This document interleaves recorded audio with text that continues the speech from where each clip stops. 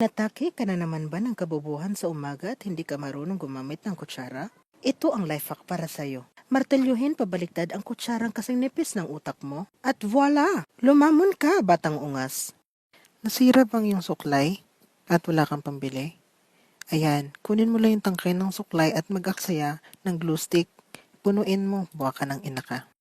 Yan, patuyuin mo lang. Ngayon, gumawa ka ng ngipin ng suklay. Yan, damihan mo king ina ka, 15 lang naman, di ka makabili, nakapag-aksaya ka pa ng glue stick. Yan, akala mo maganda yung ginawa mo. Sino naman buwa kang inang bobo ang gagamit ng suklay na to? Finished product! Batugan ka ba, pero alam mong brainy ka inside? Ito, wala pa. Sabay-sabay tayo. Ito ang life hack para sa'yo. Sa utos sa mga demonyong naninirahan sa katawan mo, walang sawang pagdeskitahan ang glue stick na tig-5 para pagdikitin ang mga sipilyo at voila! Ang imbensyon ng mga taong nagpaswap ng utak sa aso. May sanib ka na naman ba at gusto mo mag-flex ng creation mo? Well, ito ang life hack para sa'yo. Pagdiskitahan uli ang tig-judges na glue stick at pagdikitin ang straw at ang toothbrush ng inatngat ng aso at voila! Ang obra ng mga taong sinaniban ng 40 demonyo. Social climber ka rin ba at hanggang sa bukid nakasteletos ka? Ito ang life hack para sa'yo. Umuwi sa bahay hindi para kumuha ng tsinelas o ng bota, kundi magwaldas ng tigjijis na glue stick at palibutan ang nakakatusok na bahagi ng iyong stilettos. Habang naghihintay, ikumpara kung paano mas mabilis na tuyo ang utak mo kaysa sa glue stick. At voila! Finished product! Ang creation ng mga hampas lupang may utak monggo. Wala ka bang wallet? Pues ito ang life hack para sa'yo.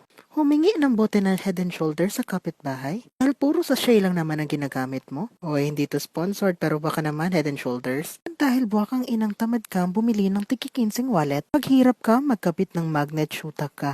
Niwalain ang sariling kakapit ang glue stick at ang magnet. At voila! Introducing ang wallet ng mga taong may utak monggo. Yan? Kababangon mo lang ba at tinatamad kang kumuha ng tsinelas? Pues, may life hack ako, buwak ang ina ka.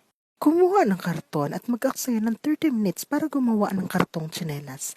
Ito pinang mabuti. Yung kabila naman. Mag-aksaya ng 3 minutes para painitin ng glue gun instead na kumuha ka ng tsinelas in 10 seconds. Siguraduhin kakapit ng mabuti.